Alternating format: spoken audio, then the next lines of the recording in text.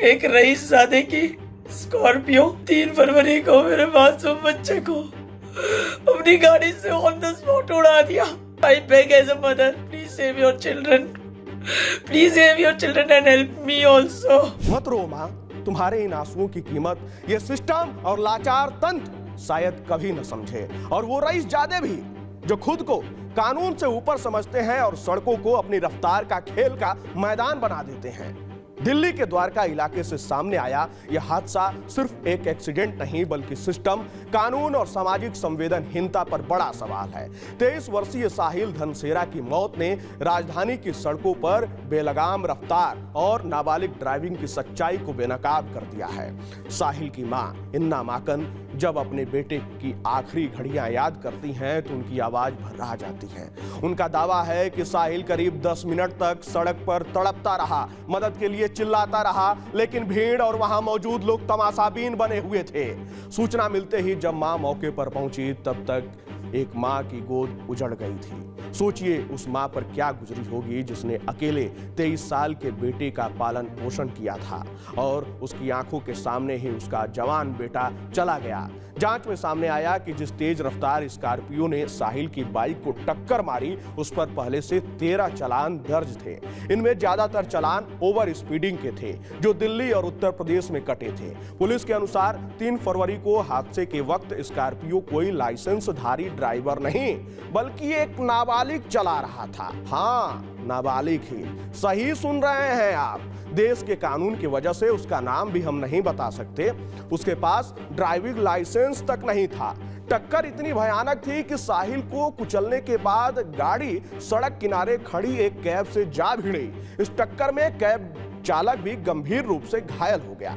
जब नाबालिग के हाथ में इतनी महंगी गाड़ी थी तो उसके अभिभावकों की जिम्मेदारी कहां थी, ये सवाल उठ रहे हैं। वहीं इस मामले ने तब और तूल पकड़ लिया जब आरोपी नाबालिग को बोर्ड परीक्षाओं का हवाला देकर अंतरिम जमानत दे दी गई।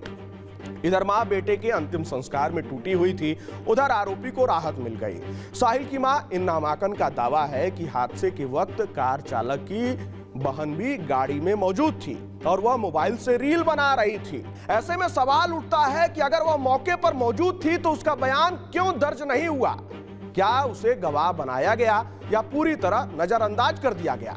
एफआईआर में पहले आरोपी की उम्र 19 साल दर्ज की गई थी, लेकिन बाद में जब जांच हुई तो उसकी उम्र 17 साल पाई गई। उम्र का फर्क बेहद अहम है क्योंकि 18 साल से कम होने पर मामला जुवेनाइल जस्टिस बोर्ड के दायरे में आ जाता है और सजा की प्रकृति बदल जाती है। मोटर व्हीकल एक्ट की धारा 199A स्पष्ट करती है कि यदि कोई नाबालिग वाहन चलाते समय हादसा करता है तो वाहन मालिक या अभिभावक की जिम्मेदारी बनती है। इसके बावजूद एफआईआर में आरोपी के पिता का नाम शामिल नहीं किया गया। हालांकि मामला तूल पकड़ने के बाद पुलिस कह रही है कि चार्जशीट में एमवी एक्ट के तहत आरोपी के पिता का नाम जोड़ा जाएगा।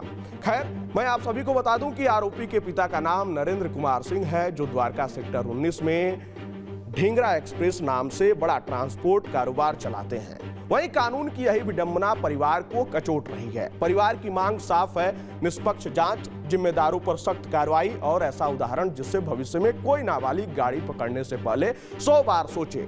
दिल्ली की सड़कों पर तेज रफ्तार, रसूखदार परिवारों के बच्चे और कमजोर प्रवर्तन यह खतरनाक कॉम्बिनेशन नया नहीं है, लेकिन हर बार एक परिवार बिखर जाता है और कुछ दिनों बाद मामला ठंडा पड़ जाता है। साहिल की मौत अब सिर्फ एक केस फाइल नहीं होनी चाहिए, यह एक चेतावनी है। सख्त कानून की जरूरत है क्योंकि जब तक सजा का डर मजबूत नहीं होगा तब तक किसी और मां की आंखें यूं ही सूखती रहेंगी और सड़कों पर रफ्तार जिंदगी से बनी रहेगी। हालांकि इस मामले से जुड़ा एक और वीडियो भी सामने आया है जिसमें यह दावा किया जा रहा है कि बाइक चालक साहिल भी गलत साइड से आ रहा था, जबकि उसकी मां का दावा है कि स्कॉर्पियो चलाने वाला लड़का गलत साइड से आ रहा था। यहां पर जांच का विषय है। पुलिस अब देखना होगा कि आगे में क्या कुछ निकल कर आता है जब जांच होता है तो, और ये पूरा मामला किधर की तरफ मुड़ता है। खैर, इस खबर को लेकर आपकी क्या राय है? आप अपनी राय कमेंट बॉक्स में हमारे साथ जरूर साझा कीजिएगा।